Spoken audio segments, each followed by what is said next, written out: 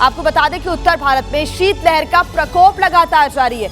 UP, Delhi में ठंडी हवाएं चल रही हैं और दिल्ली में अभी भी वायु प्रदूषण का कहर थमने का नाम नहीं ले रहा है। लगातार लोगों को वायु प्रदूषण की वजह से दिक्कतें हो रही है। तो वहीं उत्तर प्रदेश में ठंडी हवाओं की वजह से तापमान भी गिर गया है। ऐसे में लगातार ठंड भी बढ़ती जा रही है और पूरे उत्तर भारत में इस वक्त शीतलहर का प्रकोप जारी है। लोग अलाव का सहारा ले रहे हैं। कोहरा भी यहां पर देखने को मिल रहा है। घने कोहरे की वजह से गाड़ियों की रफ्तार भी धीमी होती नजर आ रही है।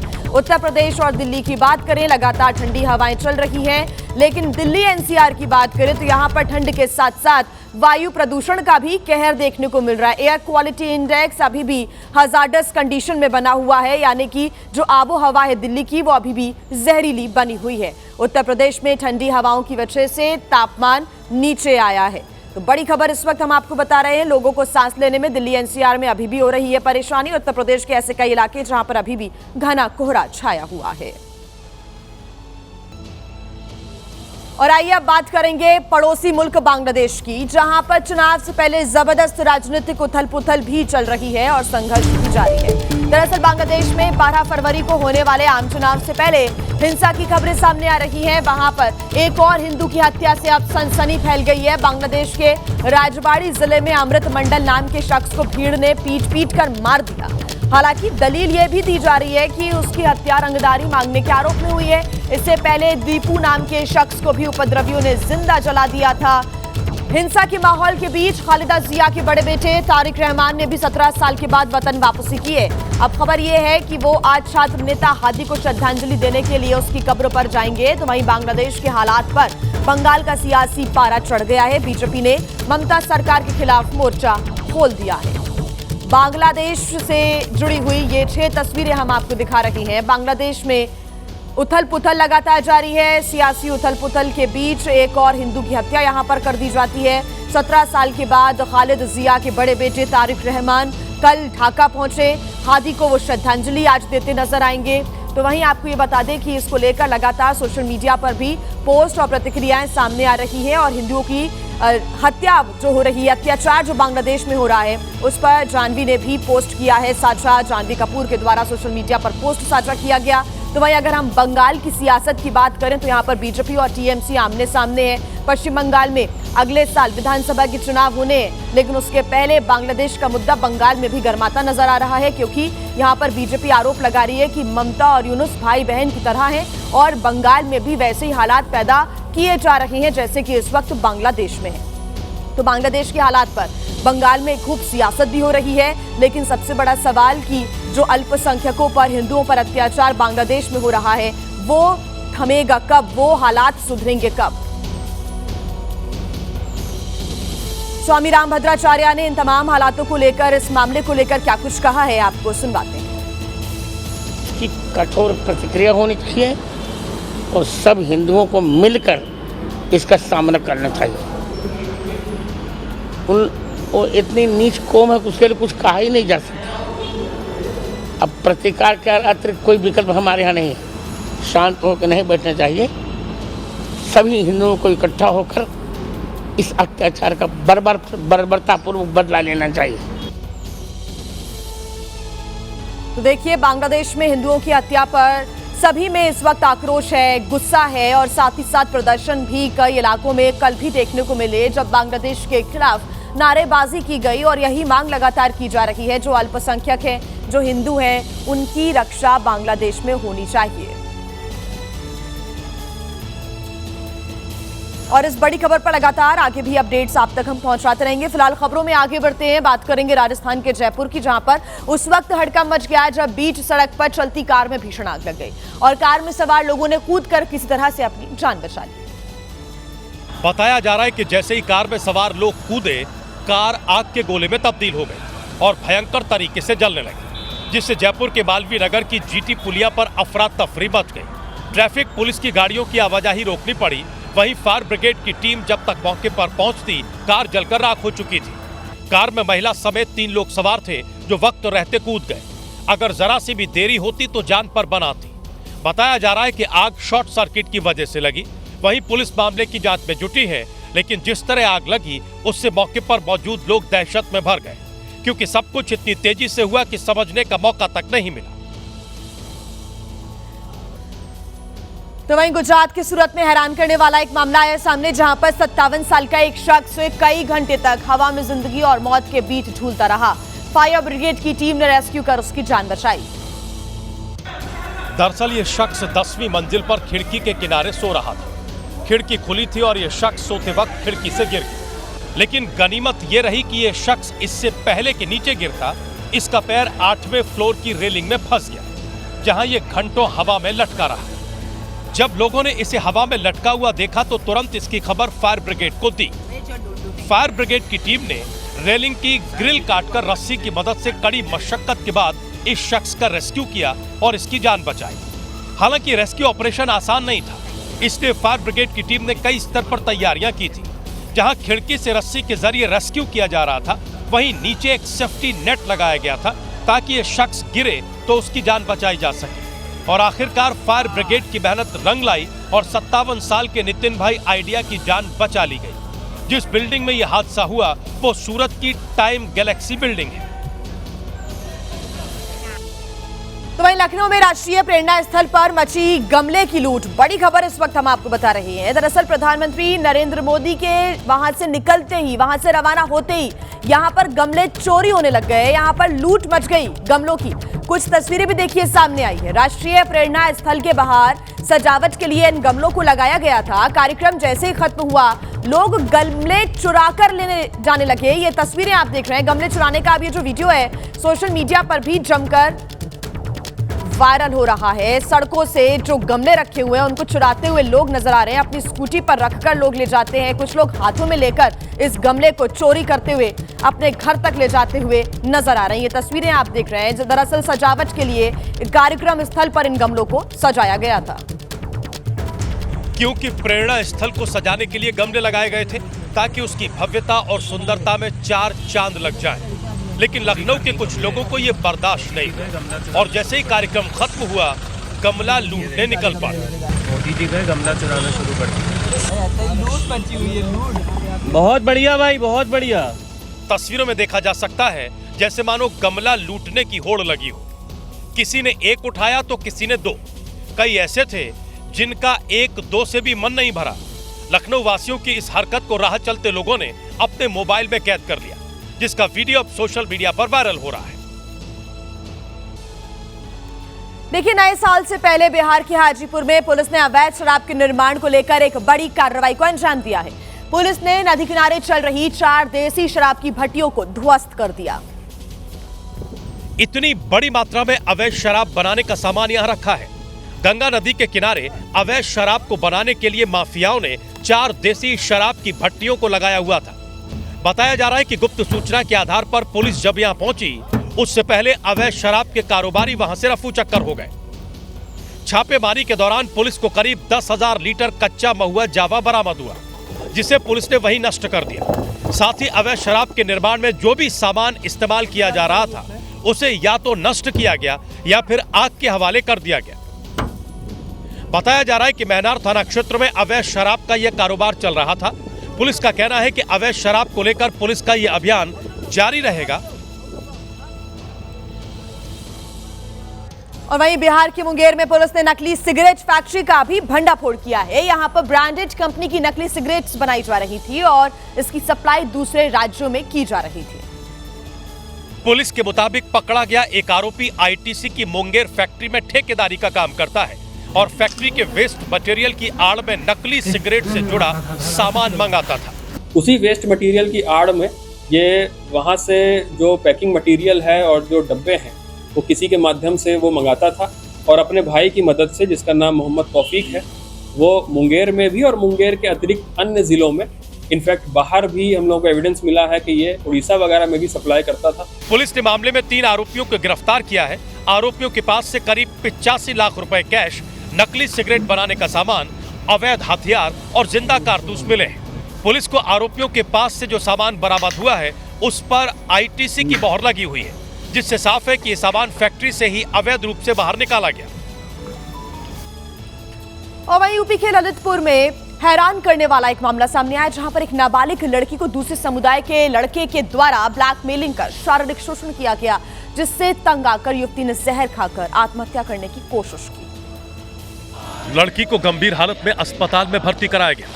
वहीं इस घटना को लेकर बजरंग दल में आक्रोश देखने को मिला, जहां एसपी ऑफिस के बाहर बजरंग दल के कार्यकर्ताओं ने हनुमान चालीसा का पाठ कर विरोध प्रदर्शन किया।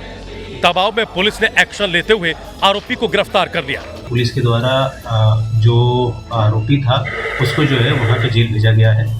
बताया जा रहा है कि जिस लड़के ने लड़की को ब्लैकमेल किया था, उसे बजरंग दल के कार्यकर्ताओं ने मध्य प्रदेश के टीकमगढ़ से एक होटल में दूसरी लड़की के साथ पकड़ा था। कि हमारी बोली वाले हिंदू बहन बेटियों को टीकमगढ़ में ले जाता है और उनका शारीरिक शोषण करता है।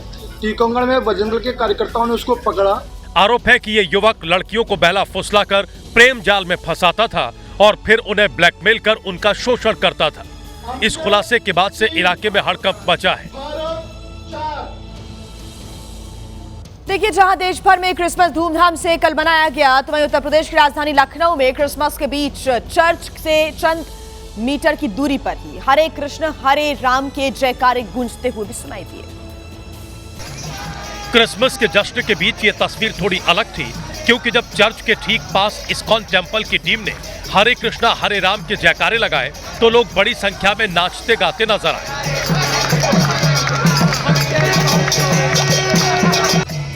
इस्कॉन टेम्पल से जुड़ी टीम ने काफी देर तक कीर्तन किया, जिसमें क्रिसमस मनाने निकले लोग भी शरीक होते दिखाई दिए।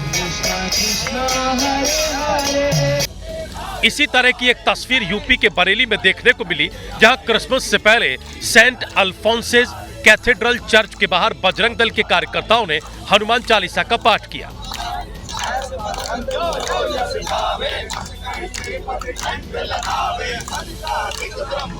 हालांकि लखनऊ में किसी तरह का कोई विरोध नहीं किया गया।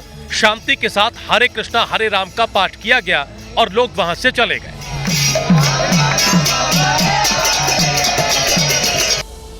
आइए अब बात करेंगे आगरा की, जहां पर वन विभाग के द्वारा एक संविदा कर्मचारी को नौकरी से निकाल दिया गया। तो वहीं इस कर्मचारी को तब जब कुछ समझ में नहीं आया, तो ये ऑफिस के बाहर ही एक पेड़ पर चढ़ गया और सुसाइड की धमकी देने लगा।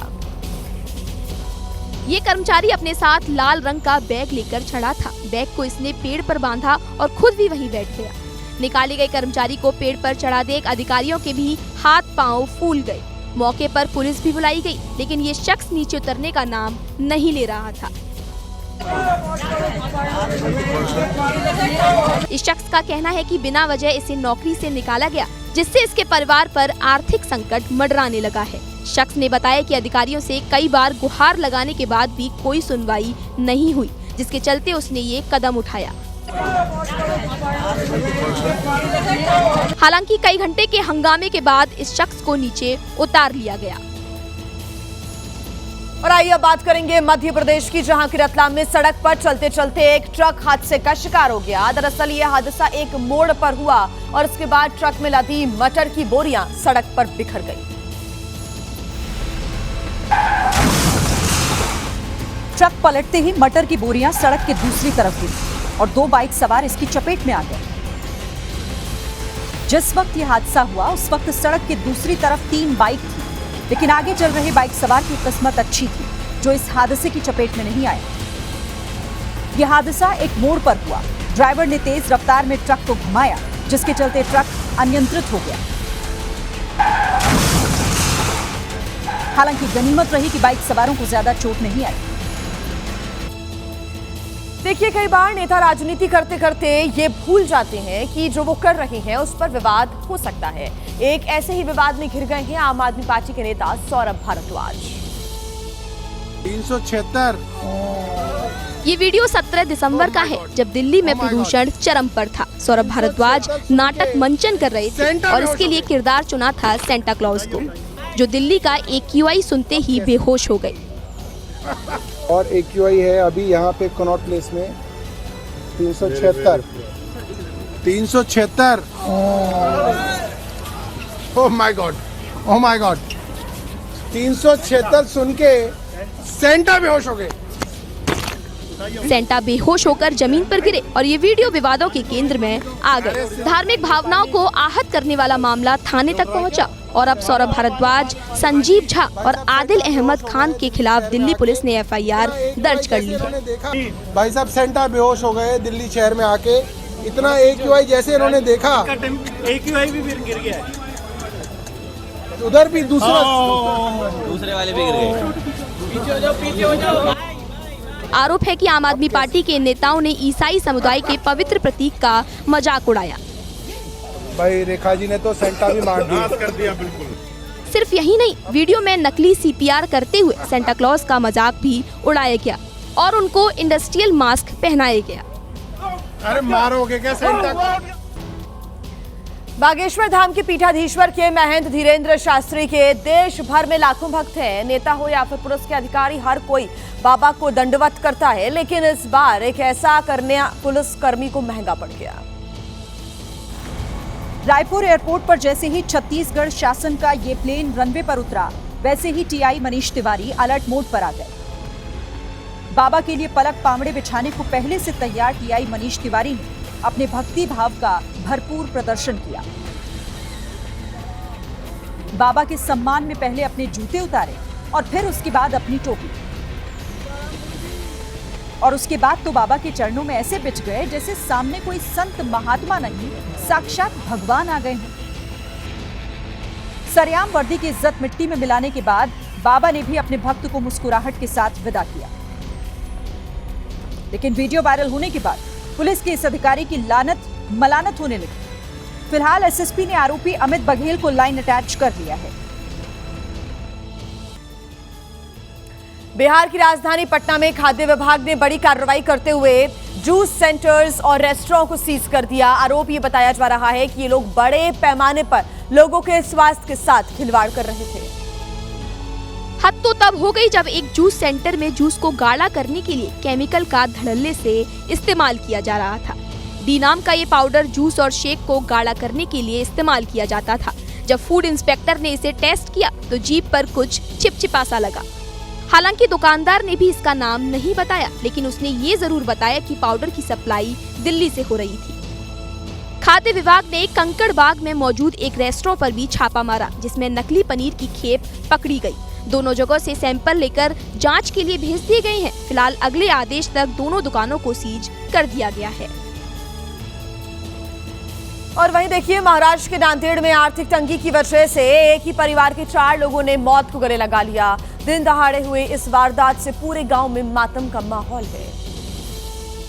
2 भाइयों ने ट्रेन के नीचे कूदकर आत्महत्या कर ली, जबकि उनके माता पिता फांसी पर लटक गए।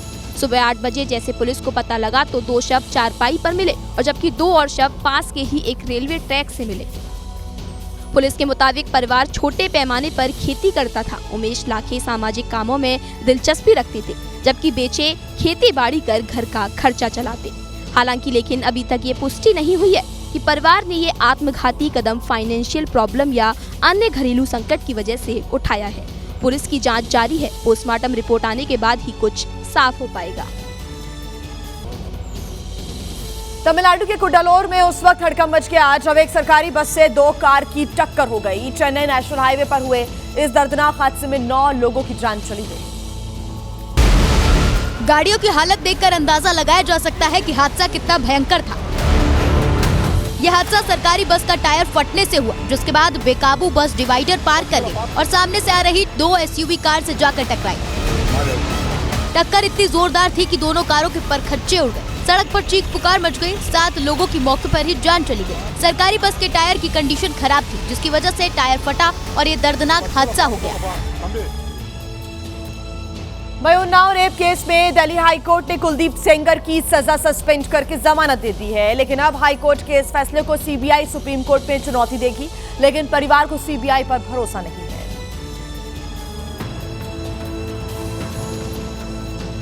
खबर है कि CBI इस मामले में सुप्रीम कोर्ट में जल्द ही विशेष अनुमति याचिका दाखिल करेगी। CBI की तरफ से कहा गया कि ये मामला काफी गंभीर है और पीड़िता को न्याय दिलाना प्राथमिकता है। उधर पीड़िता का कहना है कि CBI की जांच अधिकारी की कुलदीप सेंगर के साथ साठ गांठ हो चुकी है।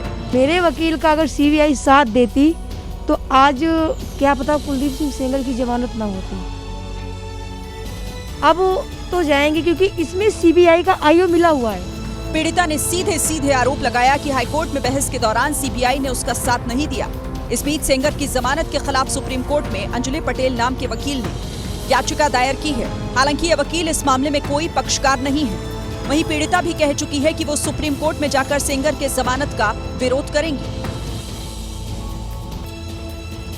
देखिए, नक्सल मुक्त भारत की दिशा में सुरक्षा बलों को एक और बड़ी कामयाबी मिली है। दरअसल ओडिशा के कंधमाल जिले में चलाए गए एक बड़े ऑपरेशन के तहत 6 नक्सलियों को ढेर कर दिया गया, जिनमें नक्सलियों का टॉप कमांडर और 1 करोड़ का इनामी नक्सली गणेश उइके भी शामिल है। ओडिशा की स्पेशल फोर्स, एसओजी, सीआरपीएफ और बीएसएफ की संयुक्त टीमों ने इस ऑपरेशन को अंजाम दिया। कुख्यात नक्सली हिडमा के मारे जाने के बाद से ही सुरक्षा बल गणेश उइके की तलाश में जुटे हुए थे। गणेश उइके तेलंगाना के नलगोंडा जिले का रहने वाला था।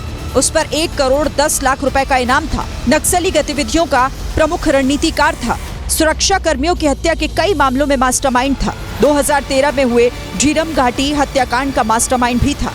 गणेश उइके के मारे जाने पर गृह मंत्री अमित शाह ने एक पोस्ट शेयर किया, जिसमें उन्होंने लिखा कि गणेश उइके समेत 6 नक्सलियों को खत्म कर दिया गया है। ओडिशा नक्सलवाद पूरी तरह से खत्म होने की कगार पर है।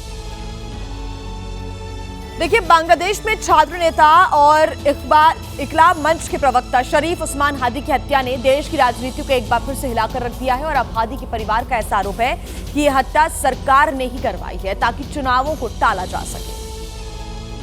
ढाका में 12 दिसंबर को हमलावरों ने उस्मान हादी को गोली मारी थी। हादी को इलाज के लिए सिंगापुर ले जाया गया, लेकिन 18 दिसंबर को उसकी मौत हो गई थी। अब हादी के भाई शरीफ उमर बिन हादी ने बड़ा दावा किया, আপনারাই উসমান হাদিকে হত্যা করিয়েছেন, আবার আপনারা এটাকে ইস্যু করে নির্বাচন বানচাল করার চেষ্টা করতেছেন, তা আমরা কখনোই হতে দিব না। उस्मान हादी के भाई ने कहा कि अगर हत्यारों को न्याय के कटघरे में नहीं लाया गया तो सत्ता में बैठे लोगों को भी शेख हसीना की तरह देश छोड़कर भागने पर मजबूर होना पड़ेगा। देखिए, शहर शहर सड़क पर घूम रही आवारा आफत का कहर थमने का नाम नहीं ले रहा है और जो ताजा तस्वीरें सामने आई हैं उत्तर प्रदेश के मेरठ से, यहाँ पर सरधना इलाके में आवारा सांड ने एक युवक को उठाकर पटक दिया। पटका भी ऐसे कि युवक यहाँ से सीधे अस्पताल गया, क्योंकि सड़क पर चलते सांड ने युवक को न सिर्फ सिर के बल पटका बल्कि उसके पेट में सींग भी घुसा दिए। तस्वीरों को ध्यान से देखिए, युवक अपने घर के बाहर खड़े आवारा पशुओं को हटा रहा था। हटाने पर सांड हटा भी, लेकिन जैसे ही उसे मौका मिला उसने इस अंदाज में पलटवार कर दिया। वो तो भला हो उसी दौरान वहाँ ई रिक्शा आ गया, जिसको देखकर सांड वहाँ से हटा, नहीं तो बेकाबू सांड तो जान लेने को भी उतारू था। देखिए, देश के अलग अलग हिस्सों में क्रिसमस का विरोध हिंसक रूप लेता हुआ भी नजर आया। असम की नलबाड़ी में बजरंग दल के कार्यकर्ताओं ने दुकानों पर बिक रहा क्रिसमस का सामान जला दिया। क्रिसमस ट्री, रंग बिरंगी झालर, सजावट का और भी तमाम सामान बजरंग दल के कार्यकर्ताओं ने सब कुछ आग के हवाले कर दिया। इस दौरान बजरंग दल के कार्यकर्ताओं ने जय श्री राम के नारे भी लगाए।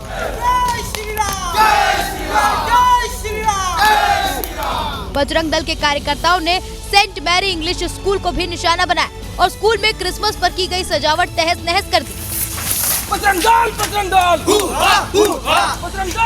कार्यकर्ता यही नहीं रुके, उन्होंने सारे सामान को समेटकर उसे आग लगा दी। बजरंग दल के कार्यकर्ताओं ने शोरूम, रेडी पटरी किसी को नहीं छोड़ा। जहां भी उन्हें क्रिसमस से जुड़ा सामान दिखा उसे या तो जला दिया या फिर नाले में फेंक दिया। राम की नगरी अयोध्या में कोरिया की महारानी हेयो की प्रतिमा का अनावरण किया गया। हालांकि कोरिया का डेलीगेशन खराब मौसम की वजह से कार्यक्रम का हिस्सा नहीं बन पाया। महारानी हेयो की प्रतिमा भारत कोरिया के मजबूत रिश्तों की मिसाल है। कांसे से बनी इस प्रतिमा की ऊंचाई 12 फीट है, जो 1300 किलोग्राम वजनी है। मूर्ति का निर्माण कोरिया के कुशल कारीगरों ने किया और इसे अयोध्या तक पहुंचाने में लगभग 20 दिन का समय लगा। बताया जाता है कि 2000 साल पहले अयोध्या की राजकुमारी हो समुद्र के रास्ते कोरिया पहुंची थी, जहां उनकी शादी कोरिया के राजकुमार से हुई थी। मेयर महंत गिरीश पति त्रिपाठी के मुताबिक इससे आने वाले दिनों में न केवल भारतीय कोरिया के संबंध और बेहतर होंगे बल्कि पर्यटन को भी बढ़ावा मिलेगा।